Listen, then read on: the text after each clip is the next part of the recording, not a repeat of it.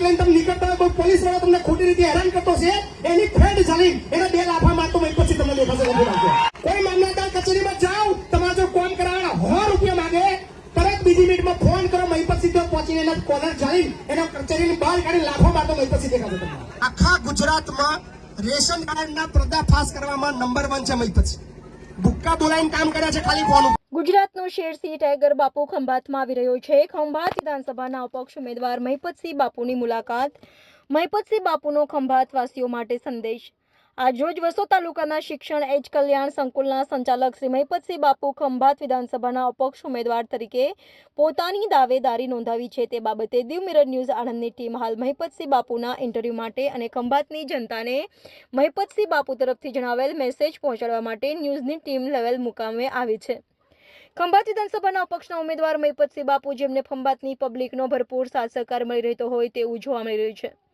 ખંભાતની જનતા હવે પરિવર્તન લાવવા માંગે છે, જેથી મહિપતસિંહ બાપુની ડોર ટુ ડોર જઈને મુલાકાત કરી હતી. મહિપતસિંહ બાપુને વડીલો, આગેવાનો અને નવયુવાનોએ રોજગારલક્ષી પોતાની ઈચ્છા વ્યક્ત કરી પછી બાળકોને વિજયી બનાવવા આ કામોને પૂર્ણ કરવા માટે વિનંતી કરી હતી. ભાજપની સરકારથી પ્રજા ત્રાહીમામ થઈ ગઈ હોય તેવું જણાવ્યું હતું. વધતી જતી મોંઘવારી, બેરોજગારી, પેટ્રોલ ડીઝલના ભાવ વધતા જતા ગેસના ભાવ, શિક્ષણ ફીનો વધારો અને સાથે બેરોજગારી સતત વધી રહી છે, જેથી ખંભાત અને આસપાસની ગામોની મુલાકાત કરતા મહિપતસિંહ બાપુને સારો એવો પ્રતિસાદ જોવા મળ્યો છે. ટીમ સાથે મુલાકાત કરતા મહિપતસિંહ બાપુએ જણાવ્યું હતું કે ખંભાતની જનતા હવે કંઈક નવું થશે અને પરિવર્તન માંગે છે. મહિપતસિંહ બાપુએ પ્રજાને સસ્તા અનાજના ભંડારમાં વગર પાવતી મળતા અનાજ અને પૂરતા અનાજ ન મળતા એની સામે પોતાનો વિરોધ દર્શાવ્યો હતો. મહિપતસિંહ બાપુ ગરીબોના મસીહા તરીકે આખા સમગ્ર ગુજરાતમાં તેમનું નામ અને વર્ચસ્વ ખૂબ સારું એવું જોવા મળી રહ્યું છે.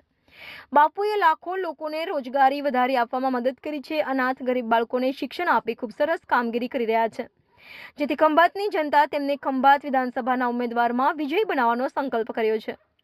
Reporter Altaf Malek, Diu mirror news, Anand. નમસ્કાર મિત્રો, હું છું અલ્તાફ મલેક. દીવ મિરર ન્યૂઝમાં આપનું સ્વાગત છે. આજ રોજ વસો તાલુકાના લવાલ મુકામે આવ્યા છે. સેવાયત સંકુલના સંચાલક મહિપતસિંહ બાપુ જે ખંભાત વિધાનસભા લડી રહ્યા છે તે વિશે આપણે તેમને થોડુંક જાણકારી લઈશું. ચોક્કસથી પહેલાં તો દીવ મિરરનો ખૂબ ખૂબ આભાર માનું છું કે એક ઉમેદવાર તરીકે મતલબ ઇન્ટરવ્યૂ લેવાયા છે. લગભગ કોઈ ન્યૂઝ ચેનલ આવતી નથી મારી પાસે, પણ એ પહેલાં તો આભાર.